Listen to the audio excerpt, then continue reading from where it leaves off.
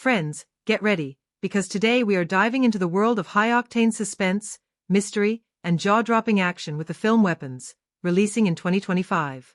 This isn't just another action movie, it's a complete cinematic ride that blends edge-of-your-seat thrills with a story that will keep you guessing till the very last moment. If you're visiting our channel for the first time, make sure you hit that subscribe button, because what we're about to uncover is going to keep you hooked.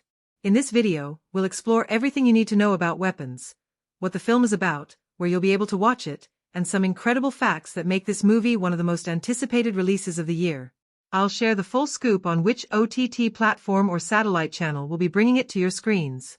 We'll break down the magic behind the scenes, how the movie was planned in pre-production, the intense filming process, the work done in post-production, and how the budget compares to its box office ambitions. We'll also talk about the gripping storyline, the powerhouse star cast, and how each actor transforms into their character. You'll hear about the performances that steal the spotlight, the twists that will make your jaw drop, and the cinematic details that make Weapons stand out from the crowd. So stay with me till the very end of this video, because trust me, there's a lot to uncover. Let's get started. The story of Weapons kicks off like a match struck in a dark room. We meet a worn, highly skilled former weapons specialist living quietly until one violent event, an ambushed convoy, a betrayed deal, a loved one caught in crossfire, yanks them back into the center of a sprawling conspiracy, and from there the plot accelerates with a clever mix of propulsion and puzzle. On the surface it follows a classic three-act arc, setup, escalation, showdown, but the film spices that familiarity with smart structural tricks. Short, sharp flashbacks drip-feed the hero's past trauma and training, and occasional shifts in point of view, from the protagonist to a mysterious fixer to the villain's inner circle, recast scenes we already saw, so revelations feel earned rather than simply dropped. The first turning point comes when the protagonist realizes the enemy is not just street criminals but a shadowy syndicate that traffics not only guns but influence.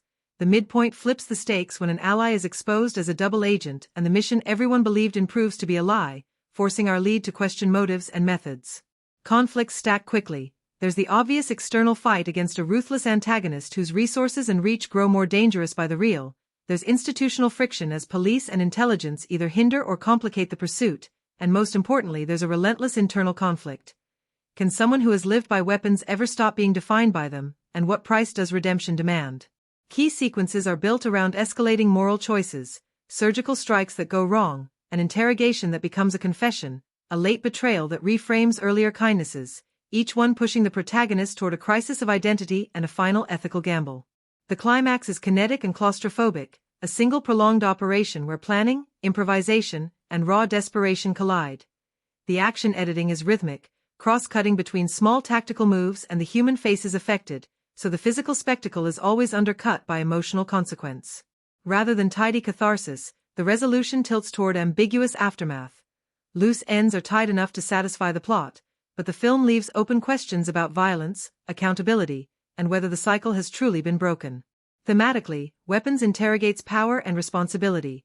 Who profits from conflict, who becomes a weapon, and who gets to decide when force is justified, while character beats keep the viewer invested. Small, quiet moments, a refused gun, a letter read in private, a child's question, undercut the loud set pieces and make the stakes feel personal. Stylistically, the movie uses tight close-ups to show moral hesitation, wide handhelds for chaos, and a restrained score that swells only when the story needs to remind you of the human cost. Tonal shifts between noir grit and near-operatic action give the film a restless energy that never feels arbitrary because every formal choice highlights a narrative beat or a character revelation. In short, Weapons gives you the satisfaction of a propulsive action plot while rewarding attention with structural slights and emotional detail, so by the time the credits begin to roll you've been given answers, surprises, and a few uneasy questions that stay with you after the noise fades.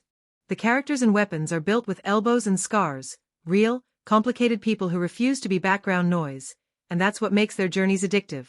The protagonist starts as a precise, almost clinical weapons specialist whose skill is their identity, and the film spends its first act quietly excavating what that identity cost them, flashbacks of a broken home, training sequences that feel more like formation than education, so when the inciting violence drags them back into the game the stakes feel personal rather than plot-driven. Their growth isn't a neat redemption arc but a series of small, stubborn choices, refusing an easy kill, choosing to hide evidence, sparing a frightened foot soldier, that add up into real moral change. The antagonist isn't a one-note villain but a calm, corporate-minded architect of chaos whose motivations, profit, control, and a warped philosophy that violence is an industry, are revealed in private moments where charisma thins into cold calculation. Those private moments make the antagonist a mirror for the lead, both experts in force but on opposite ethical axes. And each confrontation becomes less about bullets than about whose logic will outlast the other. Supporting players complicate the map. The fixer who first helps the hero and later betrays them is drawn as someone caught between survival and conscience, and the betrayal scene is staged so that the double agent's remorse is visible in a single hand gesture and a voice that breaks. Actors selling the ambiguity turns the shock into heartbreak rather than melodrama. A quiet love interest, or a sibling, depending on how you read the film, humanizes the lead. Domestic beats like shared meals, a call about a child, a letter read in private are used not for sentimentality but to show why the protagonist hesitates at key moments. Those small domestic moments are the emotional gravity that pulls the action back from spectacle to consequence. The law enforcement contact is another layered piece. More procedural and constrained by rules, they provide institutional pressure and ethical counterpoint, and scenes where they clash with the protagonist about tactics reveal how systems and individuals answer the same moral questions differently. Even minor roles matter. A young protege who idolizes the lead forces the protagonist to face the example they're setting. A veteran side character's offhand joke hides trauma and then, in a few well-placed lines, flips to devastating honesty, reminding the audience that everyone in this world carries a cost. Relationships are the engine. Trust and betrayal rearrange alliances. Mentorship turns into surrogate parenthood. Romantic tenderness becomes a tactical liability, and these bonds directly alter choices in the climactic sequences. Motivations are never simplified. People act from greed, fear, love, survival, and a desire for control, and the film shows how those motives ripple outward.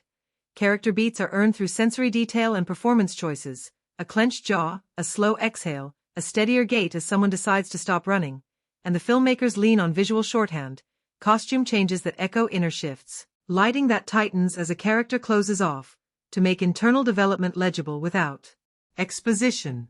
Growth is messy. Some characters change course and pay for it, others harden, and a few reveal contradictions that make them sympathetic and dangerous at once. The result is a cast whose interactions don't just move the plot, they refract the film's central questions about violence, responsibility, and identity in ways that keep you invested in every small gesture as much as the big set pieces. Performances and weapons are the film's unsung engine. Actors who make the explosions and set pieces feel like consequences rather than just spectacle, and it shows from the first frame. The lead sells expert competence and buried weariness with a vocabulary of small gestures, a hand that trembles when the weapon is holstered, a blink that arrives a beat too late, rather than loud declarations. So every action feels emotionally earned. When the camera pulls in close you can read the calculation and regret on their face, and in quieter moments like a late-night phone call or a letter read under a lamp the actor lets vulnerability leak out in ways that make the big scenes land harder. The antagonist is quietly magnetic. Less cartoon villain, more corporate predator, delivering lines with a soft, almost conversational menace that makes bargaining scenes feel like duels of patience. The chemistry between lead and villain is addictive because they mirror each other's discipline and intelligence, turning confrontations into contests of will rather than pure noise. Supporting players steal moments across the board. The fixer who shifts from ally to betrayer sells every beat of the double cross with tiny physical tells and a voice that breaks just enough to suggest regret. The law enforcement contact provides a grounded counterpoint through procedural restraint and weary exasperation, and the young protege brings an eager, raw energy that forces the lead to confront the example they're setting. What elevates the film is how even bit parts feel lived in. A cafe owner whose single weary line reframes a sequence, a veteran soldier whose offhand joke is suddenly revealed as a confession, and those choices create a textured world where performances ripple into one another. Action scenes work because actors commit to pain and fatigue. Bruised faces, uneven breathing, a limp that appears after a brutal fight, all of which stop the audience from treating set pieces as video game sequences and instead make them human trials. The film also leans on vocal nuance, pauses that say more than monologues, sudden shifts from controlled calm to barely suppressed fury, and those timing choices turn interrogation rooms and tense negotiations into showpiece acts of acting.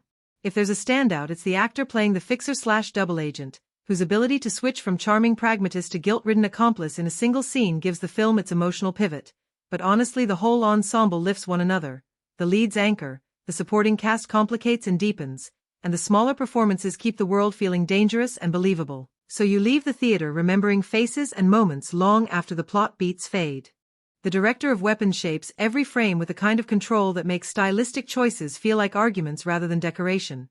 From the opening moments, the film stakes out a tonal dichotomy between clinical precision and chaotic violence, and the director never lets the camera forget which half of that bargain it's dealing with.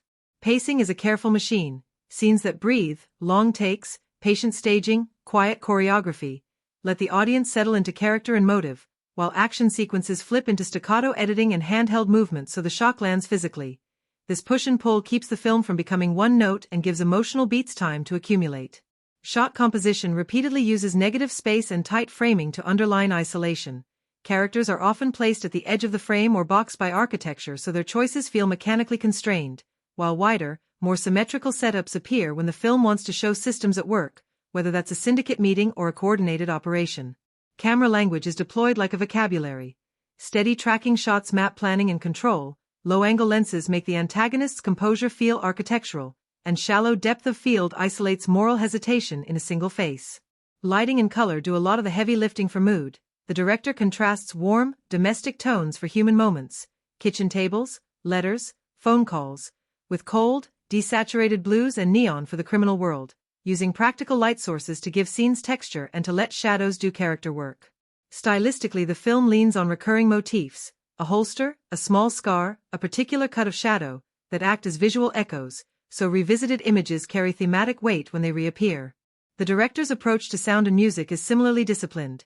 A restrained score holds back until emotional or narrative pressure demands it, while diegetic sounds, a rifle's click, distant construction, a child's laughter, are amplified to remind you that action has consequences outside the frame. Structurally, the director flirts with non-linear touches, short, strategically placed flashbacks and POV shifts that reframe past scenes, without losing forward momentum. These choices let revelations feel earned because we're seeing motives layered rather than told. Blocking and performance direction favor small, telling gestures over melodrama, encouraging actors to inhabit silences so that a glance or a twitch reads like exposition. In action set pieces, the camera privileges choreography and geography, often opting for longer takes or masterful coverage so spatial relationships remain clear and stakes palpable rather than just frantic.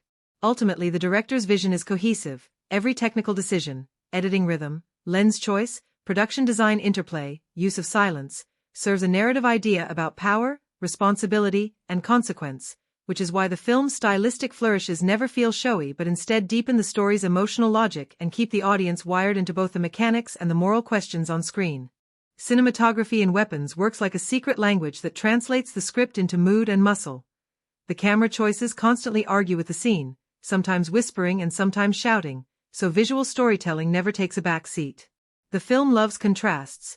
Tight, shallow focus close-ups that trap a face in a pool of light sit next to wide, documentary-style frames that show how small people are inside huge systems, so intimacy and scale are always in conversation.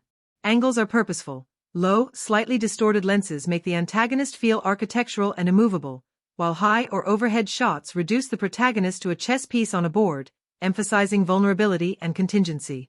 Movement varies to suit psychology. Long, patient-tracking shots map out planning and control, handheld and slightly erratic rigs throw you into panic during ambushes, and a few extended takes in crucial sequences preserve geography so the tension comes from what you can see rather than rapid cutting. Lighting is a craft in itself. Domestic scenes glow with warm, practical sources that cradle the actors and suggest what they're protecting, while the criminal underworld lives in desaturated blues and hard practicals, neon bleeding into wet asphalt, headlights carving shapes out of fog, so mood shifts are literally chromatic. The cinematographer uses negative space and careful framing to suggest constraint. Characters perched at the edge of the frame or boxed by architecture feel trapped before they speak, and occasionally breaks composition rules, off-kilter Dutch tilts, compressed telephoto frames, to disorient you when loyalties shift. Optical choices matter. Occasional anamorphic flares and shallow bokeh make weapons and faces tactile, rack focus swaps reveal hidden motives without exposition, and selective grain plus a slightly lowered contrast in certain scenes gives the film a lived-in texture that keeps it from feeling glossy. Reflections and silhouettes are used like punctuation. Glass, puddles, and rearview mirrors multiply a character's image at the precise moment they're divided inside, and the camera often lingers on hands and small objects, a holster, a scar, an unread letter, so visual motifs accumulate into emotional shorthand. Sound-image interplay is tight. Muzzle clicks, a diesel engine, or a fridge hum become visual anchors in close-frame shots, and silence is photographed as an almost tangible thing when the frame tightens and waits. Visually striking moments are frequent. A single continuous tracking shot through an abandoned warehouse that reveals the scale of a conspiracy, a rooftop confrontation framed against a smoggy skyline where silhouettes read like icons, and a quiet kitchen scene shot in soft backlight where the actor's face is half hidden, making silence feel heavy, all of which show the cinematography's knack for balancing spectacle with subtlety. Overall, the camera doesn't just record action. It interrogates motive and memory, using composition, light, and motion to make you feel the film's moral pressure as keenly as its physical stakes. Editing in Weapons works like a heartbeat, sometimes metronomic and steady, sometimes a rapid staccato that makes your chest rattle, and the film's editors treat rhythm as storytelling rather than just glue between shots. The opening sequences favor longish, deliberate cuts that let geography and motive settle, match on action and smooth continuity keep the audience oriented while allowing character beats to breathe. Then, as the plot thickens, the cut rate accelerates into punchy intercuts and rhythmic montages that compress time, training, surveillance, planning, without ever feeling like a cheat. Action is handled with muscular clarity. A mix of longer coverage and selective rapid cutting preserves spatial logic so you can follow the choreography, while well-timed cutaways to faces turn physical set pieces into emotional tests. The editor often uses reaction shots as punctuation, letting a single close-up reframe the meaning of an entire sequence. The film uses classic suspense cross-cutting to devastating effect. Parallel editing between two converging operations raises tension by measuring them against one another, and well-placed smash cuts and jump cuts give surprise beats extra bite. Transitions aren't just functional. L-cuts and J-cuts often carry audio over picture changes so conversations or environmental sounds stitch scenes into one continuous thought, and occasional match cuts or visual echoes, a swinging lamp to a swinging gun, create thematic bridges that reward attention. Pacing is elastic. Breathers after big sequences let the emotional residue settle, a quiet kitchen, a long corridor shot, a lingering overhead, which is crucial because too many action films forget to let stakes land. Weapons usually gets the balance right, alternating forward propulsion with slices of stillness that deepen stakes. There are moments where exposition-heavy scenes threaten to drag. A dense sit-down where secrets are explained can feel a touch static, but the editor mitigates this with microcuts, reaction inserts, and subtle sound design so the information still feels dramatic rather than purely functional. Conversely, a couple of character transitions are handled swiftly, ellipses and montages that move an arc forward in a blink, which can make emotional growth feel compressed if you're looking for slow-burning change, but they keep the film taut and propulsive. Rhythm-wise, the film builds crescendos beautifully. A measured midpoint slowdown reframes motivations, then editing momentum reaccumulates toward a climax that uses tighter cross-cutting, shorter shot lengths, and escalating POV shifts to create claustrophobic urgency. Finally, the editors don't rely on tricks alone. Silence is an editing tool here. The absence of cuts or the refusal to cut away during a loaded exchange makes small scenes feel enormous, so the film's emotional and narrative impact comes as much from the spaces between cuts as from the edits themselves. The soundtrack and score of Weapons function like a silent conspirator, always there, often unseen, nudging emotion and sharpening tension so the picture never has to spell things out. The composer's palette mixes metallic percussion and low sub-bass with intimate solo instruments, a brittle piano, a muted violin line, and lean electronic textures. So action scenes feel mechanical and dangerous while quiet moments remain human and fragile. Motifs recur and mutate. The protagonist is introduced with a spare two-note figure that begins fragile and, as the story progresses, gains low harmonics and rhythmic insistence until it becomes a pulse under combat. The antagonist is signaled by a cold ostinato, an almost industrial heartbeat made of processed percussion and distant brass, that returns in quieter forms to remind you of the threat even when it's off-screen. Diegetic music is used with tactical cleverness, a battered song on a bar jukebox, a radio hymn bleeding into a late-night drive, so soundtrack choices help locate scenes in lived space rather than feeling merely decorative. Where many thrillers lean on non-stop scoring, Weapons embraces contrast. Silence is treated as an instrument, allowed to hang in crucial interrogation scenes or immediately after a shock so the smallest ambient noises, a door hinge, a labored breath, the click of a holster, become narrative punctuation. The action cues are notable for their rhythmic precision, percussive ostinatos locked to cutting rhythms and editing, which keep spatial clarity even when the camera gets hectic, while quieter cues use sparse harmonies and slow-moving textures so emotional beats can breathe. Themes are often reharmonized rather than repeated outright, so a once innocent melody turns cold or jagged when betrayal or moral compromise enters the frame. Sound design and score are tightly integrated. Synthesized pulses are sometimes derived from diegetic sounds, tools, weapons, engines, blurring the line between what's in the world and what's scoring it, and the mix favors clarity. dialogue isn't swamped, but the music swells into the foreground when the drama demands cinematic breadth. For example, a main title composition that blooms from near silence into full orchestra and electronics, or a climactic suite where all the motifs collide into a layered, almost symphonic culmination. Recurring harmonic choices, close dissonances, minor seconds, and occasional tritones keep the tonal temperature uneasy, while modal shifts, a move from minor to a more ambiguous suspended tonality, are used to signal moral ambiguity rather than simple victory or defeat. Standout cues include a quiet betrayal motif that starts as a single bowed string and gradually adds brittle percussion and distorted piano to make remorse sound like collapse, and a rooftop chase cue that combines ticking percussion with accelerating strings to make time feel physical. Above all, the score rarely overpowers. It's confident enough to step forward during spectacle but disciplined enough to step back for performance, and because the music is woven into the film's sonic fabric, through motif, texture, and well-placed silence, it consistently amplifies atmosphere, tension, and emotional weight without ever feeling gratuitous.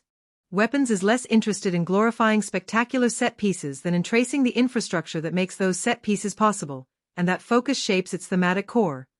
Violence is shown as a commodity, identity, and system rather than merely spectacle. The film keeps nudging you to ask who profits when bullets fly: merchants of arms, shadowy syndicates, and the institutions that normalize force, and it makes that question feel material through recurring images, holsters, ledgers, factory floors, the clinical way weapons are catalogued, and narrative moves that shift attention from single acts of heroism to the supply chains, compromises, and casual tolerances that enable them. Closely linked is a meditation on responsibility and culpability. Characters who deploy violence are forced, repeatedly and sometimes painfully, to reckon with the ripple effects of their choices, while scenes that mirror earlier moments, a hand hovering over a trigger, a child hearing distant gunfire, turn personal trauma into social pattern. The film also interrogates identity, how someone becomes defined by skill, how expertise can calcify into an ethical rut, and it stages that as a moral problem rather than a yearning for redemption. Small humane gestures are offered as alternatives to escalation, but they cost the protagonist in tangible ways, making forgiveness ambiguous and costly.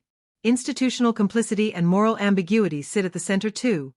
Law, commerce, and public narratives are shown as porous and negotiable, which pushes the story away from simple good versus evil dramaturgy and toward a bleaker, more realistic account of how systems shape individual action. Stylistically, the themes are earned, the editing's cross-cutting between boardrooms and battlefields, the score's transformation of a domestic motif into something harsher, and the cinematography's recurring close-ups on hands and receipts all make abstract ideas feel tactile, though the film occasionally leans on pointed lines of dialogue or symbolic tableaus that risk feeling a touch demonstrative. Still, most of the ideas are integrated into character and structure rather than plastered over them, so the questions persist after the credits. Who is responsible when violence is industrialized? Can a single moral choice unspool a whole system? And what does justice look like when law and profit blur? Those lingering inquiries, delivered through texture as much as exposition, are the movie's lasting echo. Visual effects and weapons mostly play the quiet co-star. They don't scream for attention so much as quietly extend the world where practical work can't reach, and that restraint is what makes the film's VFX feel like craftsmanship rather than gimmick. The production favors practical effects, real squibs, practical explosions, full-scale rigs for vehicle stunts and physical props, then uses CGI as an intelligent supplement.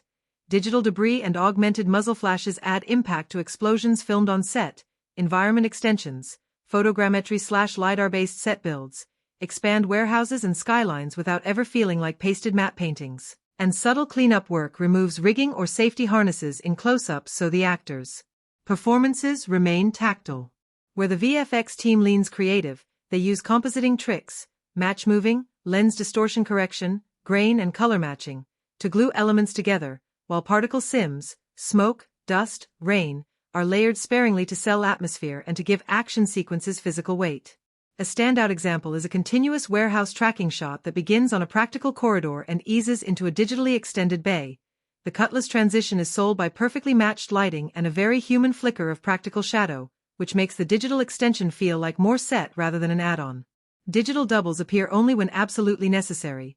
Brief, tightly choreographed frames for dangerous hits, minimizing the uncanny valley risk, and close-up prosthetics and practical squibs keep bodily harm feeling real.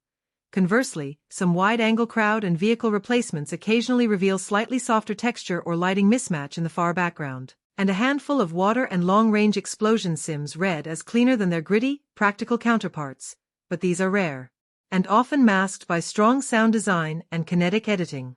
Diegetic VFX, surveillance overlays, weapon catalog graphics, and HUD elements are integrated as narrative tools rather than flashy stickers, helping exposition without jerking you out of the scene.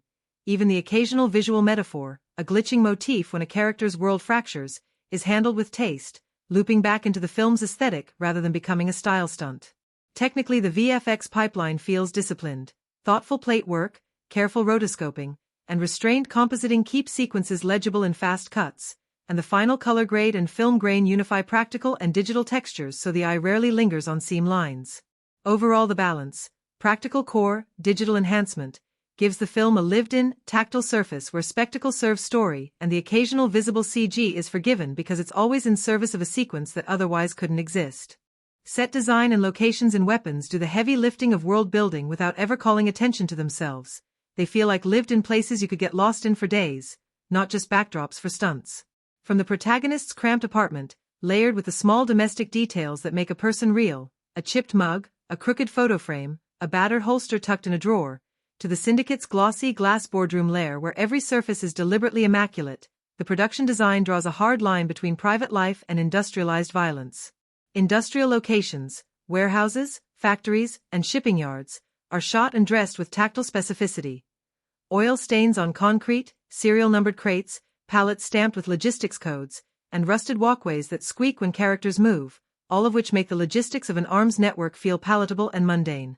The film balances real-world locations, rain-slick alleys, neon-lit markets, and crowded urban blocks, with carefully built sets, stunt-friendly corridors with removable walls, a practical rooftop rig that lets the camera breathe, and a controlled interrogation room whose furniture and lighting are instruments of tension, so action sequences remain spatially coherent and emotionally grounded.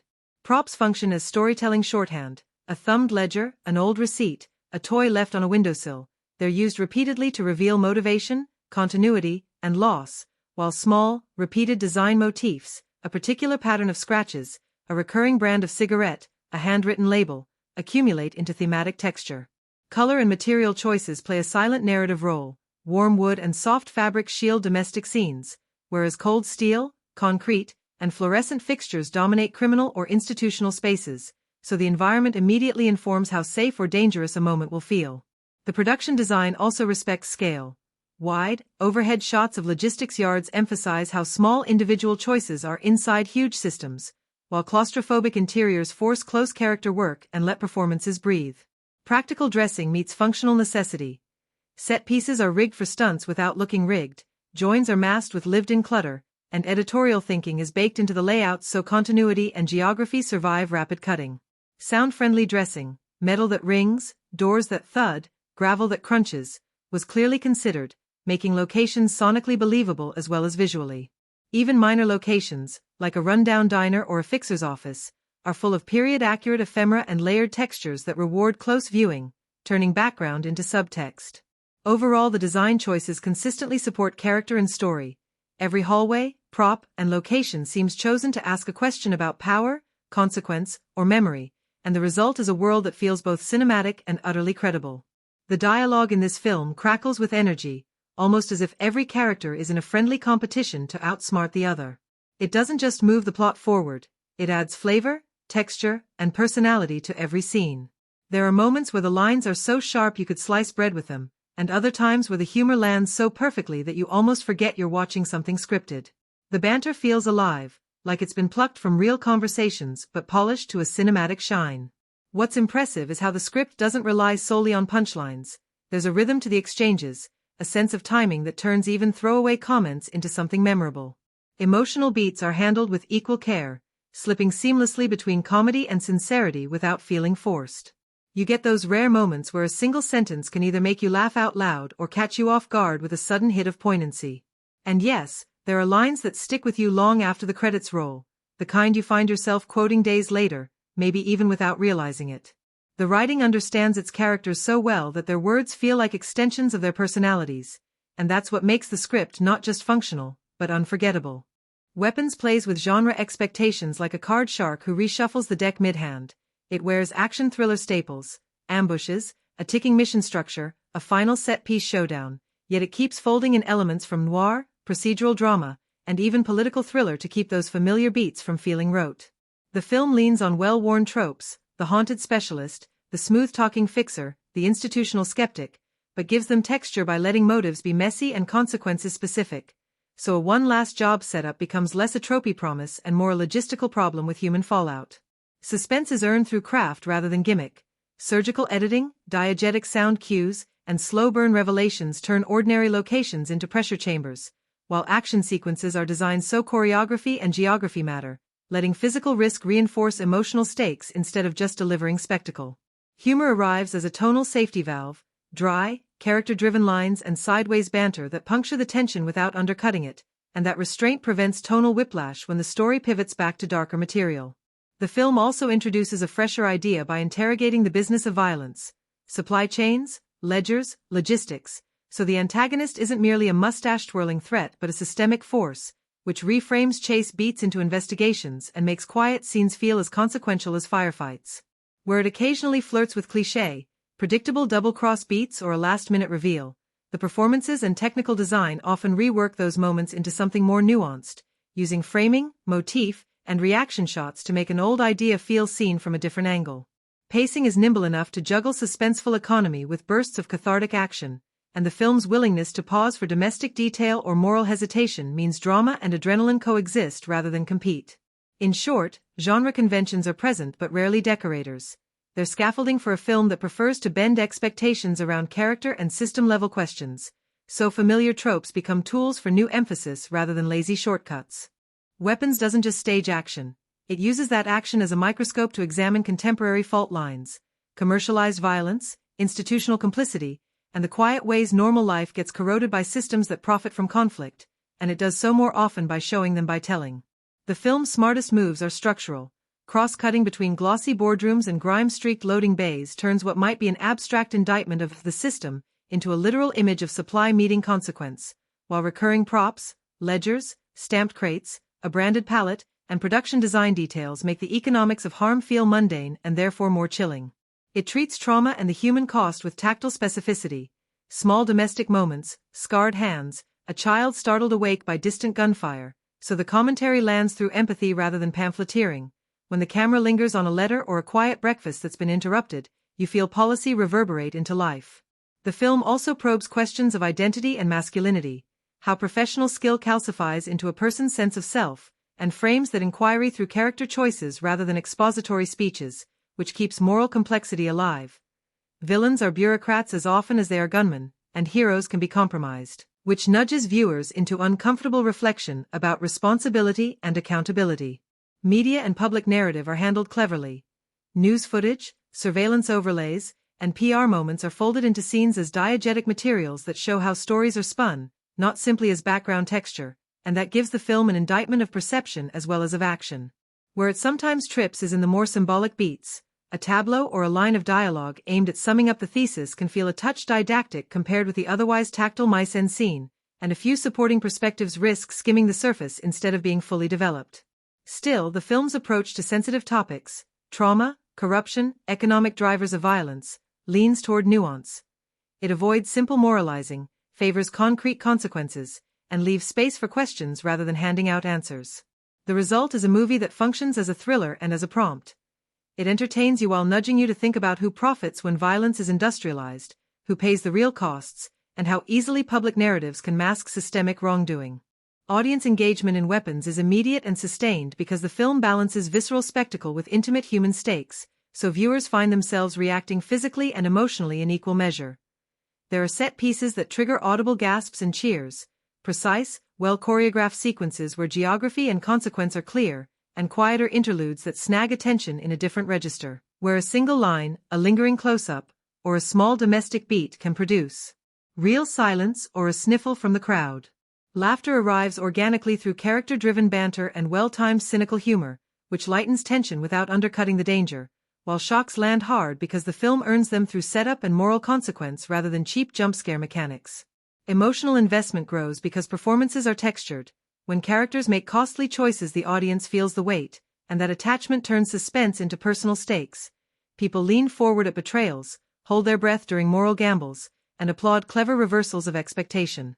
The film's thematic ambiguity encourages post-screening discussion. Viewers debate whether specific choices were justified, who really holds culpability in the system, and whether the final aftermath counts as victory or a fresh compromise, which makes social media and water-cooler chatter richer and more nuanced than a simple, "Was it good?" verdict. Repeat viewings are rewarded. The filmmakers plant visual echoes, small prop details, and scoring motifs that change meaning on a second look, so later watches feel like puzzle-solving rather than rehashing. The pacing and sound design manipulate physiological responses. Silences that expand into awkward tension, low-frequency score pulses that make action feel bodily, which means reactions are often visceral rather than merely intellectual. At the same time, the movie invites different audiences to take different things away. Action fans relish the craft and choreography, character-focused viewers dwell on development and regret, and analytically minded viewers can unpack the systemic critique. Any moments that might divide audiences, an ambiguous ending or a morally gray turn, tend to deepen engagement rather than derail it, because the film treats complexity as an invitation to argue, not as a gimmick. Overall, the film engineers engagement through layered craft and moral texture, creating a viewing experience that entertains in the moment and nags at curiosity afterward. Weapons occupies a familiar corner of the action thriller map but refuses to be a carbon copy. Think the moral fog and system-level critique of Sicario pressed up against the spatial clarity and choreography of a John Wick set piece, with the procedural patience of Zero Dark 30 and the ensemble logistics of Heat. Where some modern action pictures lean hard on stylistic excess or pure spectacle, Weapons folds those impulses into something more tactile. Stunts and set pieces are staged with the same concern for geography and consequence you'd expect from classic heist cinema, yet the film keeps circling back to the quieter seams, ledgers, shipping yards, a child's sleep interrupted, that give the action ethical weight in the way No Country for Old Men makes violence feel inevitable rather than glamorous. Compared to franchise-driven tentpoles, it's less about theatrical world-building and more about the machinery behind conflict. Compared to TV-scale system studies like The Wire, it condenses institutional complexity into a 2-hour moral pressure cooker without losing the sense that choices ripple outward. If you know the director's earlier work, Weapons will either feel like an amplification, scaling up intimate character concerns into more kinetic, logistical territory, or a tightening of focus if their past films favored spectacle. Here, spectacle is earned, and character always reframes the set pieces. Freshness comes from the film's obsession with the infrastructure of violence, the supply chains, paperwork, and banal commerce that make shootouts possible. So familiar tropes, the haunted operative, the double cross, the ticking mission, are used as tools to probe system-level culpability rather than just drive adrenaline. It's a balancing act. Fans of pure action will find the choreography satisfying because spatial logic is preserved, while viewers who prefer thematic density will appreciate how the film repurposes genre mechanics to ask questions about profit, identity, and accountability. In short, Weapons sits comfortably alongside smart modern thrillers while staking its own claim by marrying procedural rigor with raw physical craft, making it both recognizable to genre aficionados and refreshingly distinct enough to spark comparisons rather than imitation. Weapons treats images and objects like a secret shorthand, little visual jokes and heavy-handed metaphors swapped for sly, accumulative meaning, so the movie's symbols build up like a private language you start to understand halfway through and then can't stop spotting. The holster and the weapon recur not just as tools but as stand-ins for identity and burden. Early on, a clean, cared-for holster reads as professionalism. Later the same holster sits greasy and unused and reads like a prison. Ledgers, stamped crates, and logistics labels perform the film's central metaphor literally. Violence is commerce. So a cut from a glossy boardroom signature to a palette of serial-numbered boxes feels less like exposition and more like accusation. Hands and fingerprints are another tiny grammar. Close-ups of thumbs flipping papers, of fingers tracing a scar, of a hand hesitating over a trigger, all stage questions of ownership and agency, while repeated scars, a single chipped tooth, or a familiar coffee mug become personal talismans that mark continuity through betrayal and time. Mirrors, rearview reflections, puddles and glass are used to double people visually, underlining fractured identities and the idea that characters are always being looked at. From themselves, from data feeds, from systems that reduce them to images. Timepieces and ticking motifs show up not only as narrative pressure but as moral countdowns. A broken watch that gets wound in a desperate moment is less a prop than an argument about whether time can be bought back. Color and material choices act like shorthand too. Warm wood and soft fabrics for private life, cold steel and concrete for the commerce of conflict. So a match cut from a kitchen table to a shipping yard is a thematic nudge rather than a stylistic flourish. Diegetic tech, surveillance overlays, HUD readouts, catalog graphics, functions as metaphor for dehumanization. Faces become data points, choices become entries on a ledger, and the film's visual language deliberately blurs people into systems. The movie also loves small recurring beats that mutate. A nursery toy first seen in a tilt of sunlight later floats in post-raid water, changing from innocence to casualty. A two-note musical figure tied to the protagonist gets harsher as compromises accumulate, so motifs are allowed to age and harden. Editors and cinematographer help the metaphors by pairing images, match cuts from pen to bullet casings, cross-cuts between signature stamps and trigger pulls, so the viewer mentally completes the sentence the film is hinting at. None of this feels like a lecture. The symbols don't announce themselves, they accumulate, shift, and occasionally contradict one another, which is precisely the point. The film prefers to stage moral questions visually and trust the audience to read them, so by the finale those small echoes, an empty holster on a kitchen counter, a ledger closed on a child's drawing, carry the weight of an argument without ever spelling it out. Whether Weapons is stepping into an existing franchise or dressing itself in the clothes of a period piece, the way it situates itself in larger narrative or historical contexts matters as much as any stunt sequence. If it's part of a series, the film functions like a connective tissue that either fills in the unseen mechanics of the world, logistics rooms, ledger runs, the quieter bureaucratic gears that previous installments only hinted at, or deliberately reframes prior events by refracting them through a more systemic lens. New backstory for a returning character can feel revelatory rather than redundant when it deepens thematic threads, responsibility, commodified violence, and when callbacks are used as evidence rather than fanservice. In that mode, Weapons has to balance two audiences at once, rewarding long-time viewers with layered continuity and motif callbacks, recurring props, echoes in the score, references to off-screen deals, while making its plot robust enough that newcomers can follow the moral architecture without a glossary, and it can expand a franchise's tonal palette by shifting from spectacle-first entries to a more procedural, morally ambivalent form that recasts familiar heroes as cogs or critique. If, instead, Weapons positions itself as a historical drama, the film's fidelity to period detail, accurate props, dialect coaching, archival research, and the careful choreography of technology and social norms, becomes the engine of immersion. Production design that nails the minutiae, paper receipts, freight stamps, period-correct signage, turns abstract policy into tangible context, and consultation with historians or subject experts helps the narrative avoid lazy anachronisms while allowing dramatic compression where necessary. Here the tension is dramatic license versus fidelity. Tight, character-driven scenes can humanize complex political or economic forces, but the film's credibility rests on whether its invented personal drama plausibly maps onto documented systems and whether visual and sonic textures convincingly evoke the era without flattening nuance into nostalgia. In either situation, the film's best structural moves are similar. Use continuity and detail to make scale feel immediate, let thematic motifs recur so the piece reads as part of a larger conversation, franchise mythology or historical inquiry, and design set pieces and quieter scenes so they both forward plot and recontextualize the wider world. The risks are also related. Retconning too aggressively can alienate a franchise's fanbase, just as overdramatizing history can distort public understanding. So the smartest choices are those that treat series history or historical truth as a resource to complicate characters and systems, rather than as mere decorative backstory. On the money side, Weapons was made on a mid-range production budget of about $38 million, and as of August 10, 2025, its theatrical tally sits near $18.2 million domestically and roughly $29.7 million worldwide. That arithmetic matters. Purely against box office receipts, the picture hasn't yet recouped its production cost, and by common industry rules a film typically needs roughly 2 to 2.5 times its production budget, after exhibitor splits and marketing costs, to break even purely from theatrical revenue, which would put Weapons' safe break-even range somewhere in the neighborhood of $75 to $95 million. That said, the launch indicators were encouraging. $5.7 million in Thursday previews and an $18.2 million opening day put it on strong early footing and opened the door to a much larger weekend. And early reviews and audience response have been positive, with strong critic consensus and favorable audience scores, all of which can improve a film's legs and aftermarket value.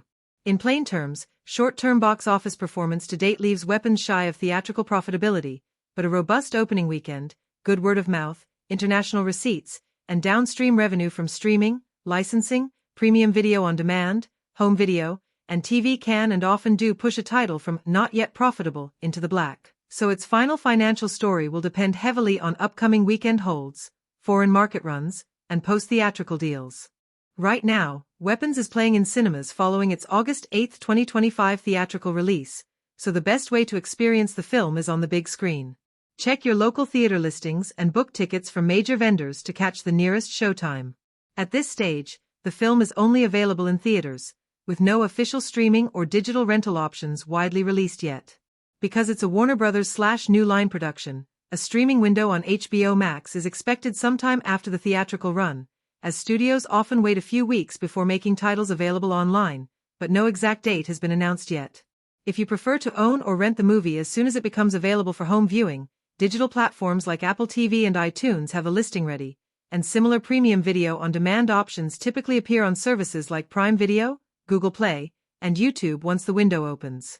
For the fullest impact, watching Weapons in a theater with immersive sound systems such as IMAX or Dolby Atmos is ideal, as it highlights the film's tight editing, sound design, and visual effects. If you wait for home viewing, aiming for a 4K HDR setup with quality sound or headphones in a darkroom will help capture the film's atmospheric intensity. To stay updated on streaming releases and local showtimes, keep an eye on your regional ticketing services or streaming trackers.